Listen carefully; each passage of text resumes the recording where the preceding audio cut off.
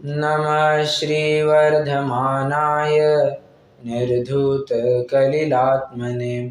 सालोकानां त्रिलोकानां यद्विद्यादर्पणायते।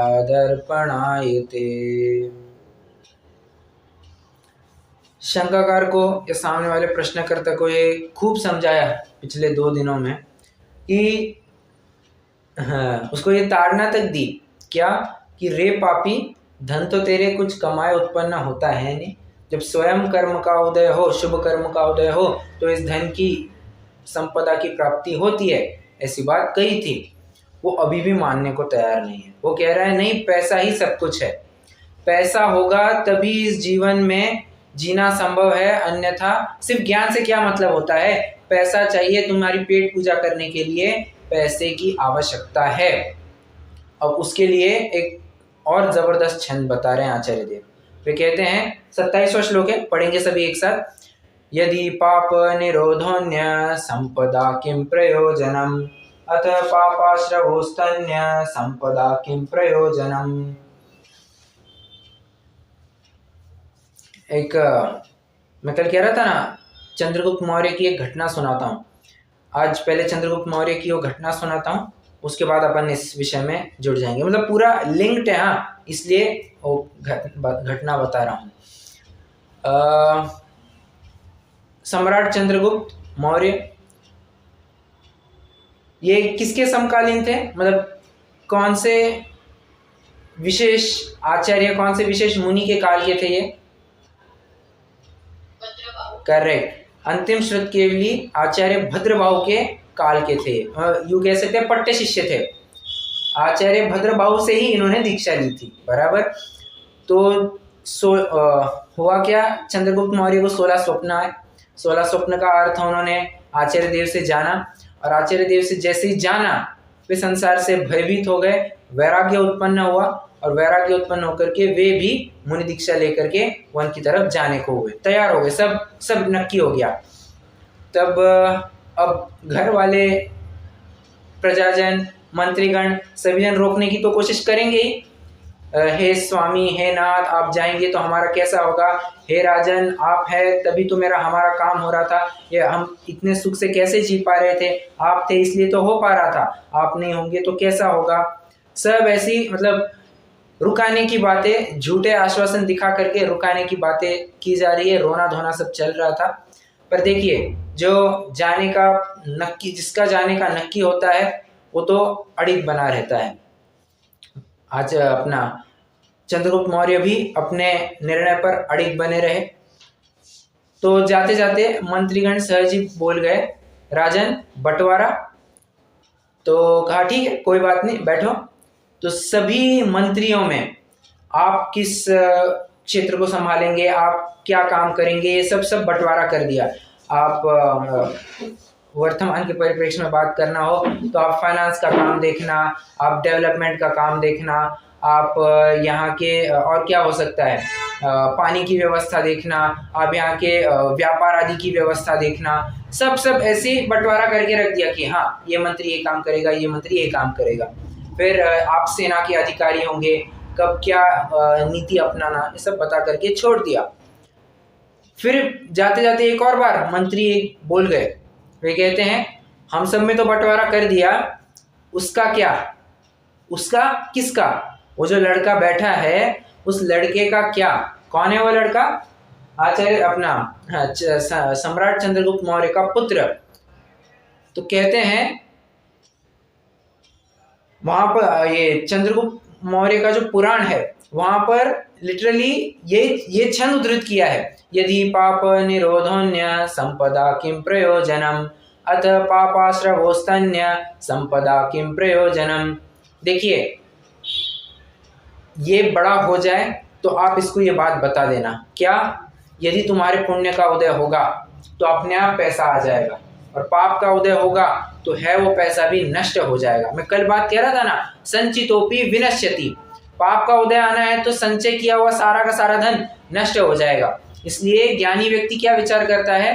ज्ञानी व्यक्ति तो विचार करता है आपत्ति कभी भी आ सकती है, कभी भी आ सकती है। तो क्या करना, ये धन को संचय करने से अच्छा है ज्ञानियों में, साधर्मियों में उनकी मदद के लिए दान में लगा दो, सत्कार्य में लगा दो, तभी इस धन की सार्थकता है।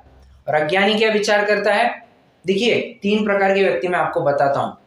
जो आपत्ति से भयभीत होता है और धन के बारे में उनका क्या विचार हो सकता है, ये 3 प्रकार के व्यक्ति मैं आपको बताता हूं। एक व्यक्ति तो वो है जो बस भयभीत हो जाते कि अरे future is completely uncertain, highly unsecure, क्या करना, बनाओ इंश्योरेंस पॉलिसी बनाना चालू करो, फलाना इंश्योरेंस, यूलिप बनाओ, ये बनाओ, और बस इंश्योरेंस बनाते चलो, बाद में जाकर के कोई दिक्कत नहीं होनी चाहिए। और इंश्योरेंस बना करके ही मतलब वो मान लेता है कि अब मैं सिक्योर हो गया हूं। ये पहले प्रकार का भयभीत जीव। दूसरे प्रकार का भयभीत जीव क्या होता है, वो विचार करता है ओहो ये पैसा नश्वर है, कभी भी जा सकता है, एक काम कर लो अभी के अभी जितना भोग सकते हो भोग लो, बाकी फिर बाद में मिलेगा नहीं मिलेगा कुछ गारंटी नहीं है। इंश्योरेंस वगैरह गया तेल लगाने अभी जितनी मौज मजा करनी है सब कर लो, बाद की किसने देखी, और इंश्योरेंस कंपनी डूब गई तो है वो पैसे भी चले जाएंगे, तो अभी सब मौज मजा करके ले लो। ये दूसरे प्रकार का व्यक्ति। और तीसरे प्रकार के जो ज्ञानी जी होते हैं वो विचार करते हैं अरे इंश्योरेंस से क्या कहना, इंश्योरेंस की कंपनी डूब गई तो पैसे तो वैसे ही जाने हैं, भोगों में लगाने से तो रहा मैं तो भोगों में तो पैसे लगाने वाला हूं नहीं, तो करना क्या, इस धन संपत्ति का यथोचित प्रयोग अगर कुछ दिखता है तो दान करके ही इस धन की सार्थकता हो पाएगी। ये 3 प्रकार के जीव होते हैं। चंद्रगुप्त मौर्य ने भी यही बता दिया कि देखो अगर इसको बताना तुम्हारे पुण्य का उदय है इसलिए तुम्हें ये सब मिलेगा, तुम्हारे पुण्य का उदय नहीं होता तो तुम्हें ये सब कुछ नहीं मिलेगा।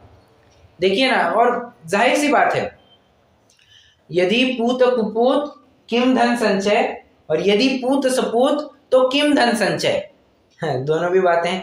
यदि पुत्र हमारा कुपुत्र निकला तो धन संचय करके क्या, जितना कुछ संचय किया है सब राख होने वाला है, सब खाक होने वाला है, वो व्यसनों में ही उड़ाने वाला है, इतनी बात पक्की है। अय्याश होकर के वो सारा पैसा खत्म कर देगा, अन्याय मार्ग से पूरा पैसा खत्म हो जाएगा। और यदि पुत्र सपूत तो भी किम धन संचय, यदि पुत्र ही सुपुत्र निकला तो तुम्हारे कमाने से क्या, उसका पुण्य का उदय इतना होगा वो स्वयं कमा लेगा। मतलब ये छंद कुल मिलाकर के हमें किसकी तरफ संकेत कर रहा है, ये हमें निरंतर अपरिग्रह व्रत की तरफ हमें प्रेरित कर रहा है कि विचार करो तुम जितने अभी कमाने के भाव कर रहे हो किसके लिए कमा रहे हो, बीवी बच्चे मकान दुकान अपने घर परिवार जन वालों के लिए कमा रहे हो, परंतु उनके पुण्य का उदय क्या निठल्ला बैठेगा, उनके पुण्य का उदय उनका अपना है, उनका उदय होगा अपने आप सामग्री उनके पास आ जाएगी। तुम व्यर्थ ही में अन्याय और अनीति के मार्ग को अपना करके उनके लिए धन मत कमाओ। वाल्मीकि की भी वही कथा आती है। और साधु ने उसको पूछा कि बाबा ये तुम जितना पाप कर रहे हो इस पाप में तुम्हारे घर परिवार वाले कोई भागीदार होंगे या नहीं होंगे, जरा घर पे पूछ के आना। और जब घर पे पूछा तो पता चला हमने कब कहा था आपको ये सब करने के लिए। निष्कर्ष इतना ही है, अन्याय अनीति, एक बात है कि यहाँ पर अन्याय अनीति के ऊपर एक कुठाराघात किया जा रहा है और दूसरा अपरिग्रह व्रत की तरफ भी निरंतर हमें प्रेरित किया जा रहा है कि अल्टीमेटली भले तुम अभी संपत्ति से घिरे हुए हो परंतु ये संपत्ति तुम्हारे कुछ काम की नहीं है, संपदा ये नश्वर है, विनाशिक है, कभी भी खत्म हो सकती है। लक्ष्मी विद्युत लक्ष्मी प्रभुता पतंग, 2-3 दिन पहले बात आई थी, ये लक्ष्मी भी कैसी है, विद्युत मतलब एकदम चंचल है, कभी भी खत्म हो सकती है। तो 27वें श्लोक का यही एक भावार्थ निकला है। और देखिए यहाँ पर भी इन्होंने एक बात लिखी है, यदि अन्याय अनीति कपट छल चोरी आदि करके मेरे पाप का आश्रय निरंतर हो रहा है तथा कुछ और अधिक धन संपदा प्राप्त हो गई तो इससे क्या प्रयोजन सिद्ध होगा, कुछ भी प्रयोजन सिद्ध नहीं होने वाला है। बराबर, सम्यक दृष्टि को तो पाप कर्म के आश्रय होने का बड़ा भय है। मतलब ये संसार शरीर भोग निर्विण्ण, संसार शरीर सब व्यसनों से वो भयभीत रहता है। सम्यक दृष्टि जीव का ये स्वरूप होता है। ठीक है, 27वें श्लोक की भी चर्चा अपनी हो गई है। अब आइए अपन 28वें श्लोक की तरफ बढ़ जाते हैं।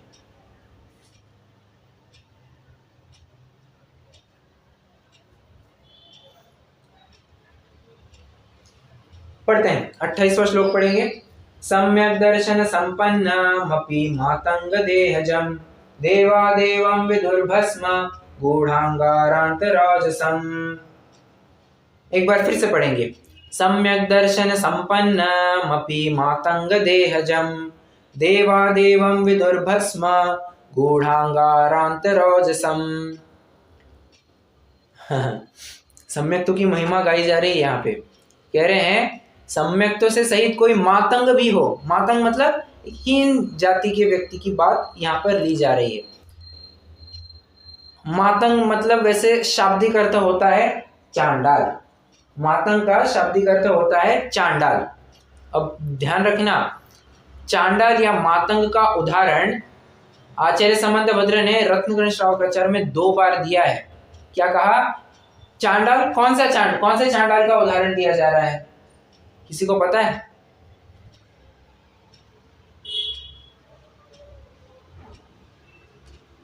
किस चांडाल की बात की जा रही है?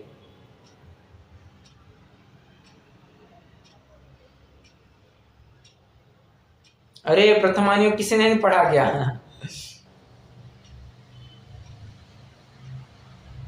यमपाल चांडाल, यमपाल चांडाल की ये बात है। हालांकि यहाँ पर स्पेसिफिकली यमपाल चांडाल की बात कहीं नहीं है 28वें श्लोक में, परंतु जब हम क्या है वो 64 या 65वां श्लोक होगा, वहां पर जब हम अणुव्रतों के उदाहरणों की, अणुव्रत में कौन से अणुव्रत में कौन प्रसिद्ध हुआ, जब इसकी चर्चा करेंगे तब वहां पर डेफिनेटली यमपाल चांडाल की बात की है। अहिंसा अणुव्रत में प्रसिद्ध यमपाल चांडाल।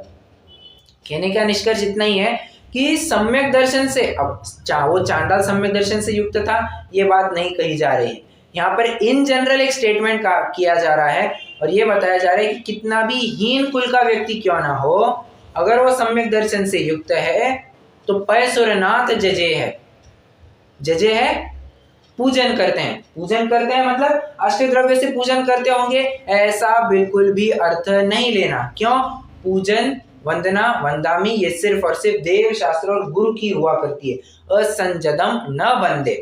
तो यहाँ पर पूजे है का अर्थ क्या लेना, जजे है का अर्थ क्या लेना? कह रहे हैं यहाँ पर उनकी खूब विनय करते हैं, यूं समझिए खूब सम्मान देते हैं, इस अर्थ में वो शब्द का प्रयोग किया गया है। कितने जन समझ रहे हैं? और ये बात मैंने 6 ढाला में भी 3री ढाल में बताई है। कितने जनों को याद है?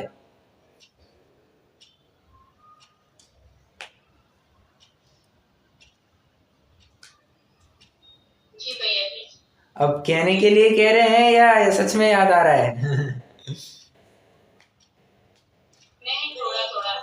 हाँ, सम्यक दृष्टि है तो उसकी पूजन मतलब क्या? कोई अष्टद्रव्य वाली पूजन नहीं है। मैं फिर से बात कह रहा हूं, तो नमस्कार करते होंगे, नमोस्तु करते होंगे, ऐसी भी बात नहीं। बस उसका एक विशेष रूप से सम्मान किया जाता है, इतनी बात वहां पर लेनी है। ठीक है, तो कह रहे हैं सम्यक दर्शन संपन्नम अपि मातंग देहजम। कोई मातंग देह मतलब हीन कुल वाला व्यक्ति भी क्यों ना हो, अगर वो सम्यक दर्शन से युक्त है तो उसकी खूब प्रशंसा की जाएगी। और देवा देवम विदुर भस्म गूढ़ांगा रांतरौजसम, ऐसे जीव को देवगण देव कहते हैं। देव कहते हैं मतलब खूब सम्मान देते हैं। फिर से वही बात, देव कहते हैं मतलब कोई देव शास्त्र गुरु वाले देव नहीं समझ लेना। देव कहते हैं मतलब एक बहुत अच्छा व्यक्ति समझते हैं, गुणवान व्यक्ति समझते हैं, इस प्रकार से अर्थ लिया गया है। अरे मराठी में तो एक शब्द ही प्रचलित है, किसी अच्छा पुरुष, कोई अच्छा व्यक्ति होगा ना तो ये कहते हैं हाँ खूब देव मानुस है। देव मानुस मतलब क्या? हिंदी में उसे साधु पुरुष कहते हैं, भला व्यक्ति, सज्जन व्यक्ति। मराठी में उसे देव मानुस कहते हैं। तो देव मानुष मतलब कोई भगवान हो गया ऐसी बात नहीं है, बहुत सम्माननीय व्यक्ति है, बहुत अच्छा व्यक्ति है ऐसी बात, ऐसा अर्थ यहाँ पर लेना है। तो देवा देवम विदुहु, विदुहु मतलब कहा है। ये विदु ये शब्द कहां पर आया अभी अभी कहीं पढ़ा क्या हमने?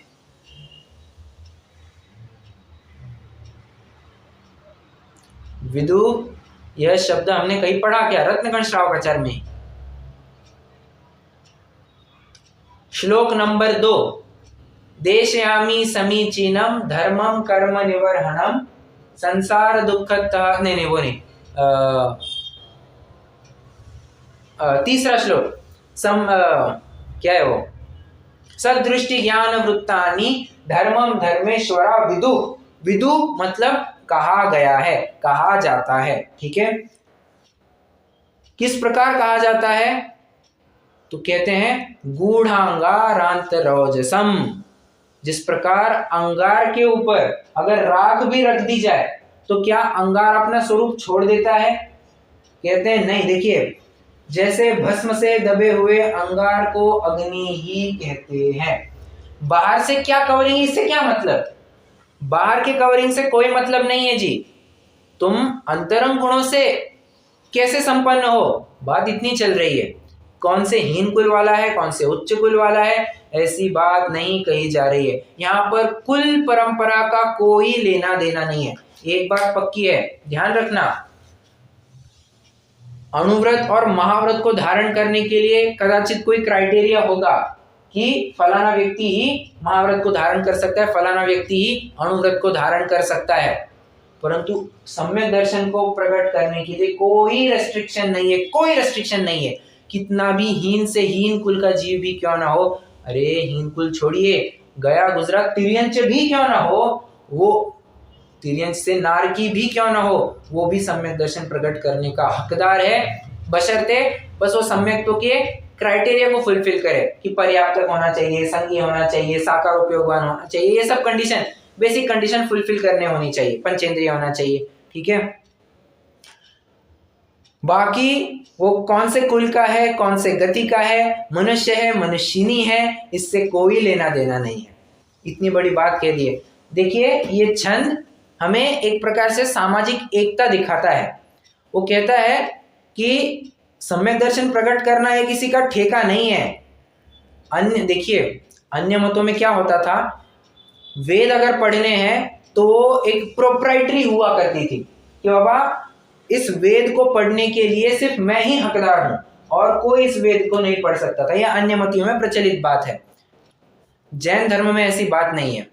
हमारे वेदों को, शास्त्रों को पढ़ना, पढ़ाना, सम्यक दर्शन प्रकट करना, इसके लिए कोई किसी प्रकार की बाध्यता बिल्कुल भी नहीं है।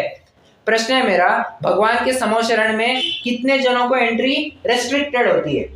किसी को एंट्री रेस्ट्रिक्टेड होती है क्या? प्रवेश बंदी कराई जाती है किसी को, एक आप नहीं जाएंगे, आप ही जाएंगे?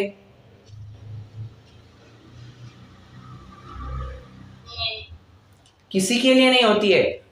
इनफैक्ट मुनिराज से लेकर के कितना भी क्रूर हिंस्र पशु क्यों न हो, ऐसे सभी के सभी जन वहां पर आकर के धर्मोपदेश का श्रवण करते हैं, उसका लाभ लेते हैं और सम्यक दर्शन प्रकट करते हैं। सिर्फ लाभ लेते हैं इतना सही नहीं, सम्यक दर्शन प्रकट करते हैं रे बाबा। तो सम्यक दर्शन प्रकट करने के लिए कोई रेस्ट्रिक्शन नहीं है, बशर्ते आप अंतरंग गुणों से युक्त होने चाहिए, इतनी सी बात है।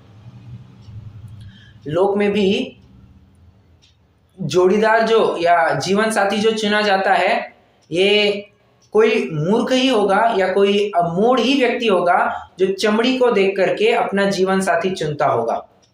एक जनरल बात कर रहा हूं मैं। चमड़ी क्यों?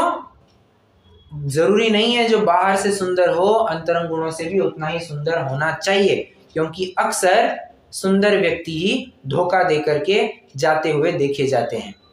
बाहर से जितने सुंदर होते हैं ना, बहुत चांसेस है, बहुत ज्यादा चांसेस है कि ये हमें धोखा दे दे। और कितनी ही ऐसी घटनाएं हैं कि बाहर से कितना ही कुरूप हो परंतु अंतर गुणों से वे एकदम संपन्न थे, उनका जीवन अच्छे से चल गया। जैसे श्रीपाल मैना सुंदरी, श्रीपाल कितने सुंदर थे? जब शादी हुई तब श्रीपाल कितने सुंदर थे? प्रश्न है मेरा।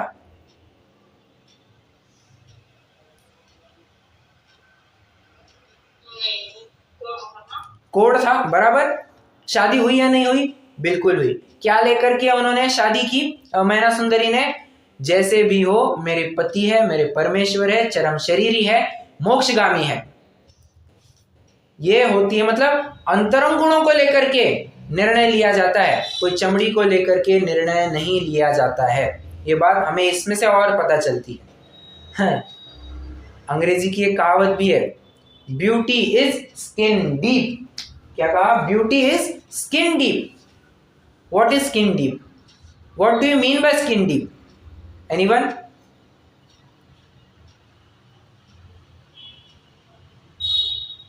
चामड़ी तक ही सीमित है कि अंदर जाती है, चामड़ी के तो अंदर जाती है ऐसे। अरे आप कंफ्यूज हो गए खुद ही।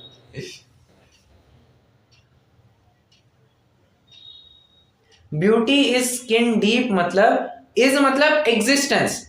Beauty exist with in the skin. With in the skin कौन है?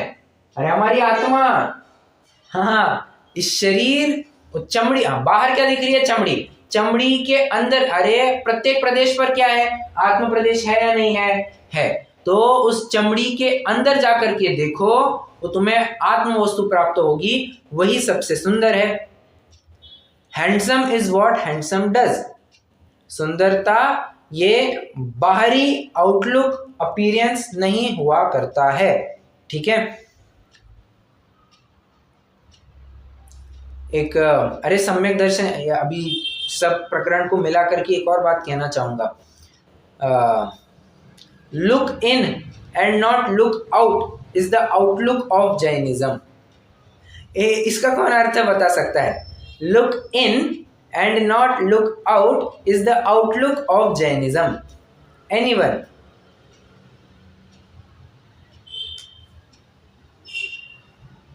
बीच में देखो, बीच में लुक इन, बीच में देखना, हाँ, ऊपर को नहीं देखना, ये जैनिज्म का सार है।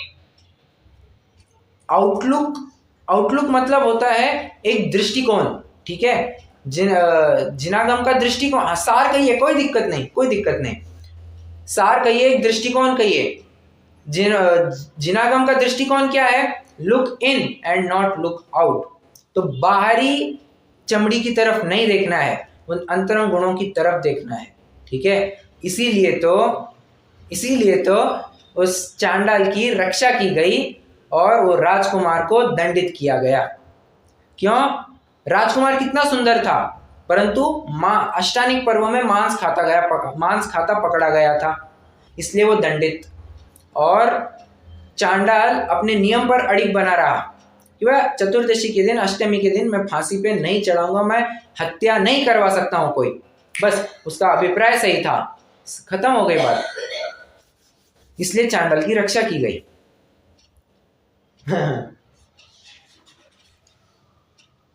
सम्यक दर्शन सहित चांडाली के शरीर से उत्पन्न हुआ जो चांडाल है, उसे भी गणधर देव कहते हैं। जैसे भस्म से दबे हुए अंगार को अग्नि ही कहते हैं। दबा हुआ तो क्या हुआ? अंगार दबे हुए हालत में हुए तो क्या हुआ?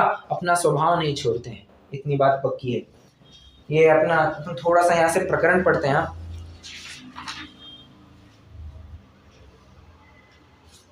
ये पेज नंबर 66 पर आइए।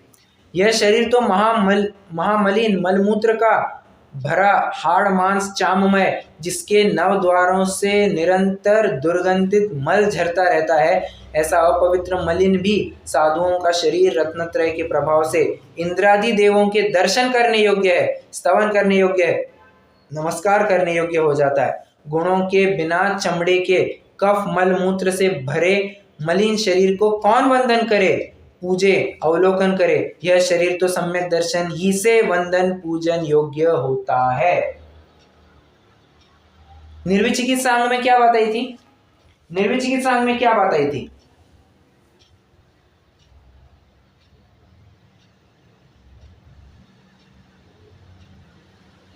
स्वभावतो शुचोकाये रत्नत्रय पवित्रते। यह शरीर तो स्वभाव से ही मलिन है, अशुचिमय है, तो शुद्धता को कैसे प्राप्त होगा साहब? कह रहे रत्नत्रय पवित्रते। अब यहाँ पर रत्नत्रय ना कह करके सम्यक दर्शन की बात की है। सिंपल है, प्रकरण टू प्रकरण थोड़ा चेंज होता जाएगा। अब यहाँ पर सम्यक दर्शन को हीरो बनाना है, इसलिए सम्यक दर्शन की बात की। कभी सम्यक ज्ञान की बात कही जाएगी, कभी सम्यक चारित्र की बात कही जाएगी। That's completely okay. प्रकरण टू प्रकरण बदलते जाएगा, अपेक्षा समझते आनी चाहिए। अब कह रहे हैं कि यह शरीर तो सम्यक दर्शन ही से वंदन पूजन योग्य होता है। जैसे ऊपर इन्होंने मुनिराज का उदाहरण दिया है। प्रश्न है मेरा, मुनिराज कितने दिनों से नहाए नहीं है? कोई कहेगा मुनिराज तो रोज नहाते हैं, तो शायद उसने मुनिराज का सच्चा स्वरूप नहीं समझा है। मुनि के 28 मूल गुणों में एक मूल गुण मिलता है, क्या? अस्नान व्रत। स्नान व्रत मतलब क्या? जब से दीक्षा चालू हो गई तब से एक भी बार स्नान नहीं होगा।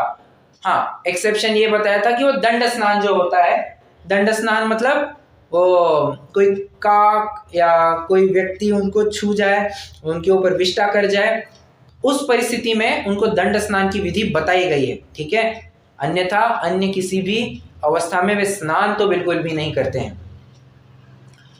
ओके, प्रश्न है मेरा, मैं ये पूछना चाह रहा हूं कि मुनिराज ने तो कभी भी स्नान नहीं किए, जब से दीक्षा ली तब से स्नान नहीं किए। और एक छोटा बच्चा है, उसने भी बहुत दिनों से स्नान नहीं किए। ये छोटा मतलब 1 साल का ही बच्चा है। छोटा बच्चा दौड़ते दौड़ते चौके में आ जाए और पापा ये क्या है, मम्मी ये क्या है, ये पूछने लग जाए, यहाँ वहां हाथ लगाने लग जाए भोजन सामग्री को। हम क्या कहते हैं? अरे ये सब अशुद्ध हो गया, थोड़ा सा दूर रखो। ओके, उसी स्थान पर मुनिराज आकर के आहार करके चले गए। तब हम क्या कहते हैं? प्रायः श्रावकों के क्या वचन होते हैं जब मुनिराज आहार ग्रहण करके चले जाते हैं? सच्चे मुनि की बात चल रही है और सच्चे श्रावक की बात चल रही है।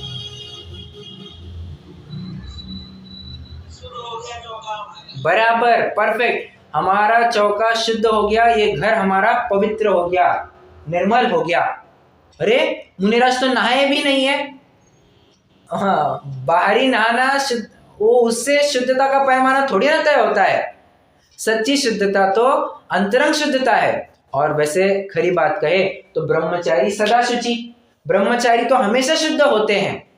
उनको किसी स्नान भी, आपको पता है रूल कि ब्रह्मचारी अगर स्नान ना भी करे ना तो भी कोई दिक्कत नहीं है, ब्रह्मचारी सदा शुचि। क्यों साहब? ब्रह्मचारी स्नान नहीं करे तो कैसे चलेगा? अरे प्रश्न है मेरा, ब्रह्मचारी किसी स्त्री के संपर्क में या किसी पुरुष के संपर्क में आते हैं क्या? मतलब ऑपोजिट जेंडर के संपर्क में आते हैं क्या? नहीं आते हैं। तो पहली बात तो यहीं पे कट गई।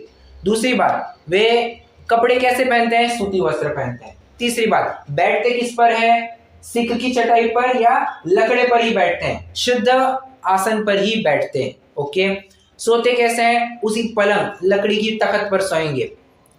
जब इनका जीवन ही इस प्रकार से शुद्ध है तो इनको नहाने की क्या जरूरत? इसलिए ब्रह्मचारियों को ना भी नहाए, बिना नहाए वैसे ही प्रवचन करे, कोई दिक्कत नहीं, सब चल जाएगा। हाँ, जो गृहस्थ है उसको नहा करके ही, सब क्रिया विधि करके ही करना योग्य है, ठीक है।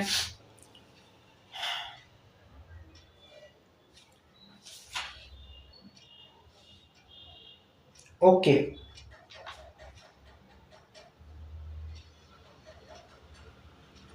अब 29वां श्लोक भी ले लेते हैं। ये भी छोटा सा ही श्लोक है, फटाफट हो जाएगा और फिर अपन रुक जाएंगे। अब यहाँ पर पुण्य और पाप का फल प्रकट करने वाला श्लोक कहते हैं। 29वां श्लोक कैसा है? पुण्य और पाप के फल में क्या क्या हो सकता है, ये बात कही जा रही है। पुण्य और पाप कहने से अच्छा है धर्म और अधर्म। धर्म और अधर्म के फल में क्या कैसी अवस्था देखने को मिल सकती है, ये बात बताई जा रही है। पढ़ते हैं। श्वापि देवोपि देवश्वा जायते धर्म किल विषात् कापि नाम भवेदन्या संपद धर्मात् शरीरिणाम। संपद धर्मात् शरीरिणाम, संधि विच्छेद कैसे होगी? संपद धर्म शरीरिणाम, धर्मात् शरीरिणाम, छ है ना वो छ, धर्मात् शरीरिणाम, तो उसकी संधि विच्छेद होती है धर्मात् शरीरिणाम। हाँ, आप जानते हैं ये मच्छर की संधि विच्छेद क्या होती है? मच्छर, मच्छर की संधि विच्छेद क्या है इस शब्द की? जानता है कोई?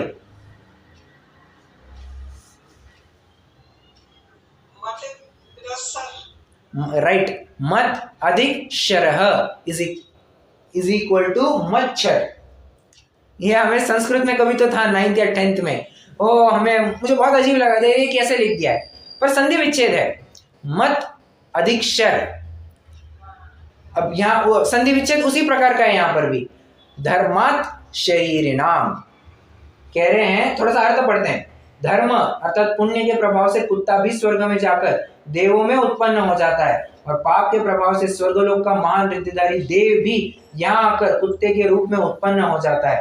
प्राणियों को वचनों से जिसका वर्णन नहीं किया जा सकता है, ऐसे अहमिंद्रियों की संपदा तथा अविनाशी मुक्ति संपदा धर्म के प्रभाव से प्राप्त हो जाती है।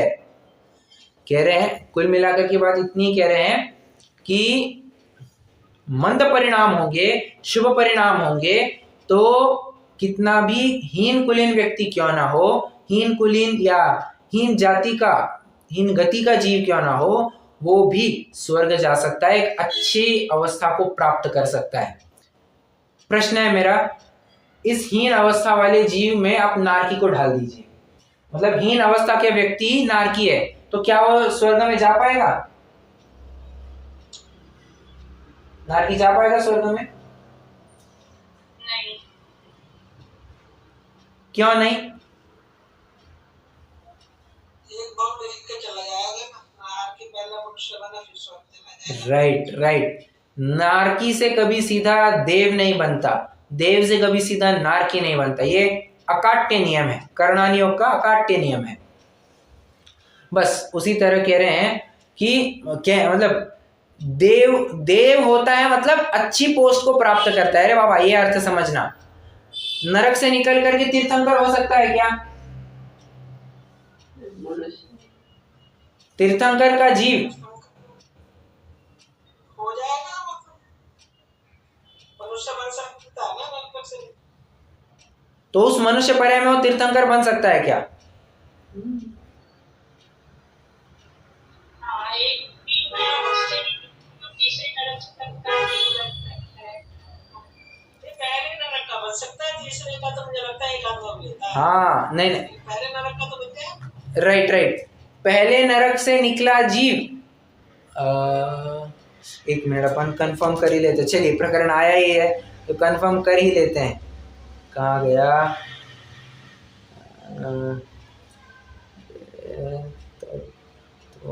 सूत्र,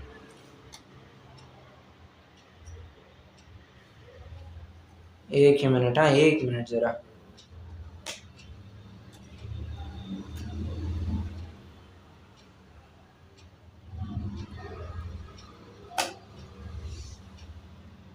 हाँ, ये प्रकरण कहाँ मिलेगा?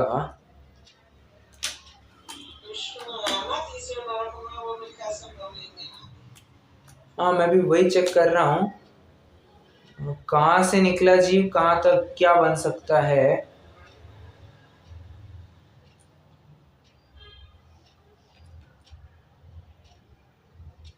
अरे हाँ बराबर, तीसरे नरक तक का, पहले नहीं, पहले का नहीं, बराबर तीसरे नरक तक का जीव निकल करके तीर्थंकर बन सकता है, इतनी बात पक्की है। चौथे नरक वाला चरम शरीरी हो सकता है, तीर्थंकर नहीं हो सकता, इतनी बात है, ठीक है। ये अगर आपको कहीं जानना है तो ये तत्वा सूत्र, पांचवी नरक वाला जीव श्रावक बन सकता है, छठवीं वाला वो साधु दीक्षा ले सकता है, और सातवीं नरक वाला वो सम्यक ले सकता है, ऐसा है ना। क्योंकि पांचवी वाला साधु, छठवीं वाला श्रावक, तो सातवीं वाला सम्यक ले सकता है, ऐसा है। मैंने कहीं तो भी पढ़ा था, अभी मुझे याद नहीं। अरे हाँ, आपने थोड़ा आगे पीछे कर दिया। आप बात सही कह रहे हैं, बस एक सीक्वेंस आपने आगे पीछे कर दिया। तो बात ऐसी है कि चौथे नरक से निकला जीव तीर्थंकर नहीं हो सकता, पांचवे से निकला जीव चरम शरीरी नहीं हो सकता, छठवें से निकला जीव साधु नहीं हो सकता, और सातवें से निकला जीव दूसरे से पंचम गुणस्थानवर्ती नहीं हो सकता। इतनी बात पक्की है, ठीक है। चलिए, कहाँ से आए थे अपन, क्या प्रकरण चल रहा था? हाँ, मैं तो ये कह रहा हूँ कि नरक से निकला जीव तीर्थंकर हो सकता है, तीसरे नरक तक का जीव तीर्थंकर हो सकता है, इतनी बात पक्की है। निष्कर्ष, यहाँ पर देव मतलब देव ही नहीं लेना, देव यहाँ पर एक अच्छा पद इसके रूप में इसकी तरफ संकेत करता है। ओके,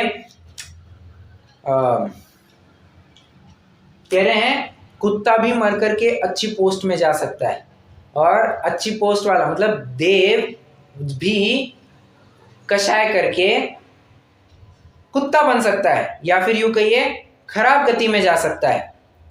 कोई उदाहरण है क्या आपके ज्ञान में जहां पर कुत्ता मर करके देव बना है? हाँ, वो इसने वो सुनाया था ना, नमोकार। हाँ बराबर। हाँ, नाम ही चाहिए मुझे, आपने कथा तो बता दी।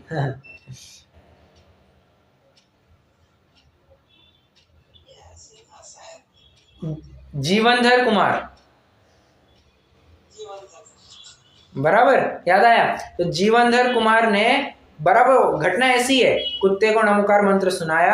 हाँ, अब ये ध्यान रखना, वो नमोकार मंत्र सुनाया इसलिए वो स्वर्ग में गया ऐसा नहीं, उसने मंद परिणाम किए, उसके परिणाम अच्छे थे उस कुत्ते के, इसीलिए वो स्वर्ग में गया, वो यक्ष बन गया। ठीक है, अब से यहाँ कुत्ता मतलब कुत्ता ही नहीं लेना, यहाँ पर अनुशेष न्याय से जितने भी पशु आप ले सकते हैं सब ले लेना। उदाहरण, मेंढक। मेंढक का क्या हुआ था? हाथी के पैर के नीचे कुचल करके मर गया। किसका हाथी? राजा श्रेणिक का हाथी। और कौन है? और उदाहरण है क्या? हाँ, नाग नागन का जोड़ा, नमोकार मंत्र सुनाया, उनके परिणाम मंद हुए और वे स्वर्ग चले गए। और कोई है उदाहरण आपके ख्याल में?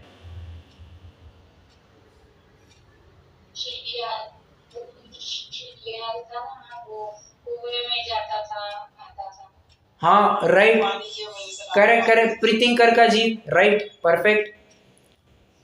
अपना ये पार्श्वनाथ भगवान का 9वां पूर्व भव, वो हाथी की पर्याय,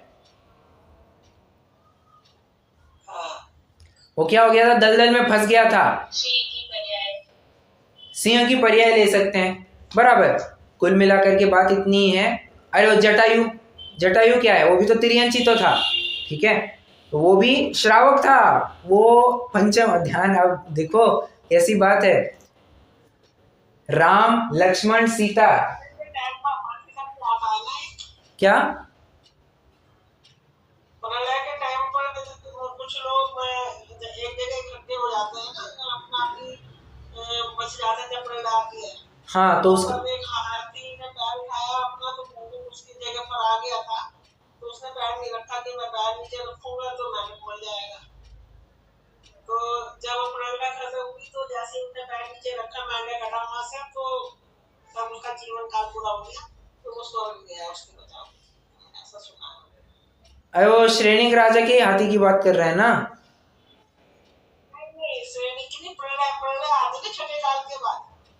हाँ हाँ, भगवान की जो उसमें भी मजबूती नाम का जो हाथी होता है, उसका भी ऐसा ही हुआ था ना, आग, जंगल में आग लगी थी भाई। अरे कहाँ चले गए? जंगल में आग वगैरह मुझे नहीं लगता जंगल वगैरह में कुछ आग लगी थी, वो दलदल में फंस गए थे।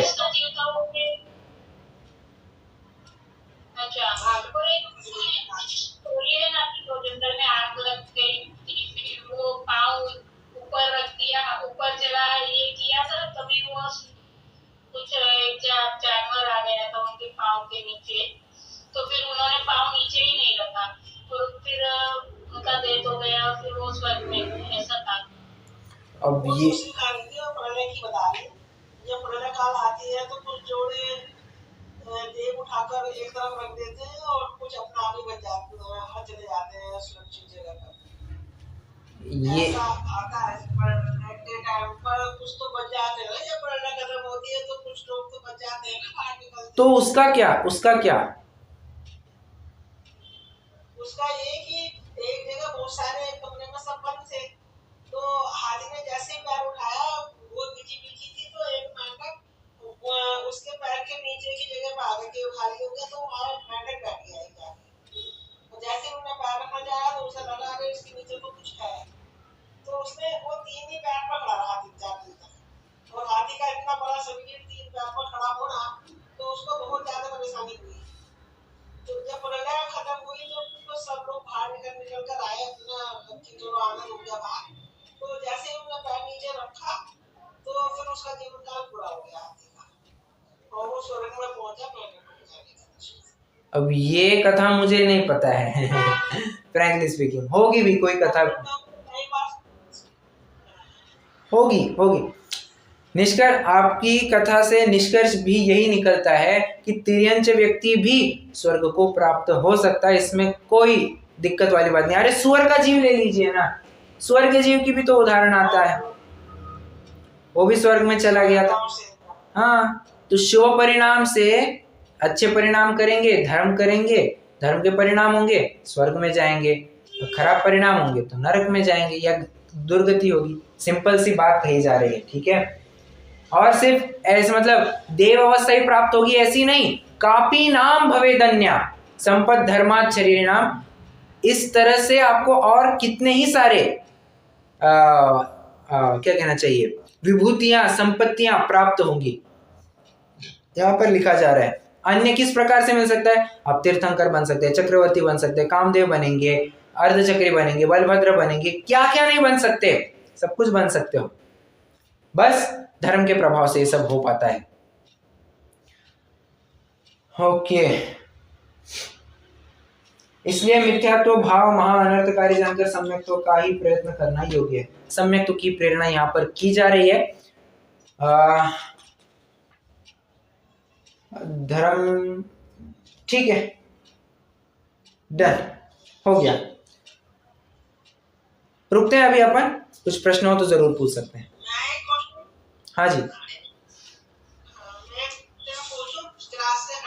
हाँ जी, ये जो ये मत होते ना, 4 मान, बोध मान, ये तो ये मेरी समझ में नहीं आते। ये आप एक बार बताएं कि सारे मतों के बारे में क्या क्या मान्यता है इन लोगों की?